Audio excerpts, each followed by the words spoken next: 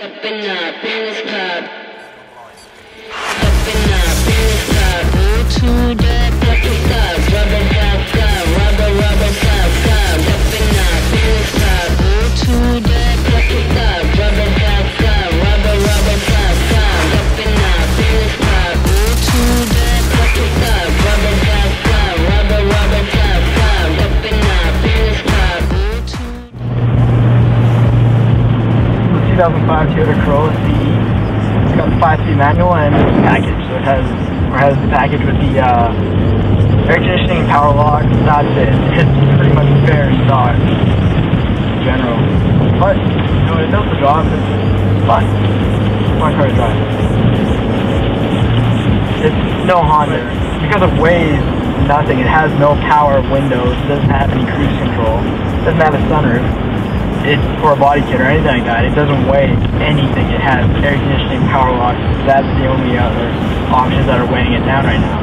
It weighs nothing with a 5-speed shorter throw gearbox. Actually, shorter throw.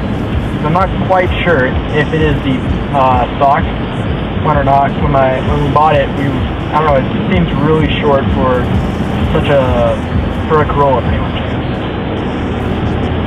Granted, I haven't exactly driven any other Corolla manual gearbox, so I can't say for sure if that's how it was designed or if that's because this one's aftermarket or something like that. I don't know.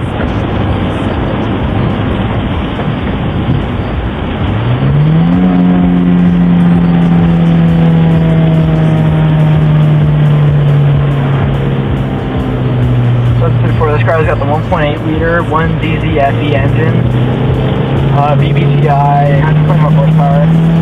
But I don't know if you can hear that, but it doesn't sound all too bad for stock. At least I think it's stock, I'm not sure. Again, I haven't really done a thorough search of the vehicle yet, but pretty sure it's stock, so. But damn, does it ever sound good for stock.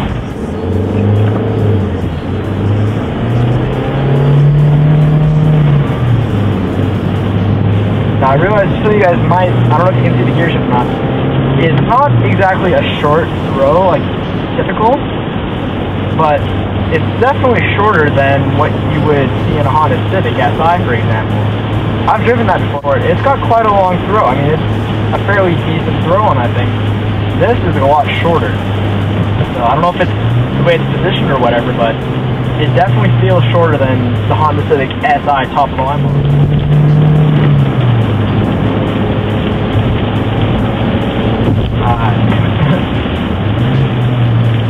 That's one thing I love about having a manual is you can engine brake.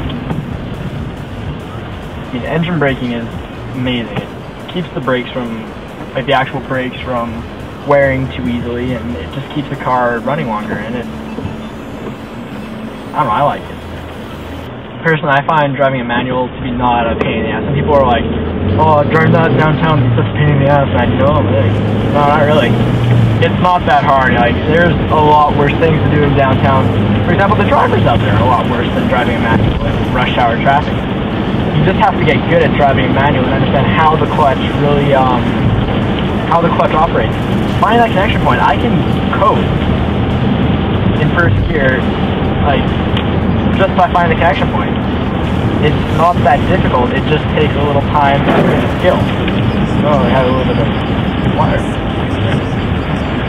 Like, everyone makes it out to be such a bad thing. Like, oh no, you have to have an automatic if you drive downtown. No, it just makes your life a little easier if you're stressed out and shit, but I can hold the RPMs like this. Automatic can't do that. 500 RPMs, holding the breath. Automatics, you would have been done 2 years by now, probably. I mean, I think driving a manual is one of the best ways to go when you buy a car. Buy a car, manual. If you have the choice of a manual, especially in a 4-cylinder, that's the way to go. Like, no question about it. Like 4 cylinders with automatics, especially older automatics with 4-speed, aren't that great. They're really not. If you get with the manual though, alright, here comes the water.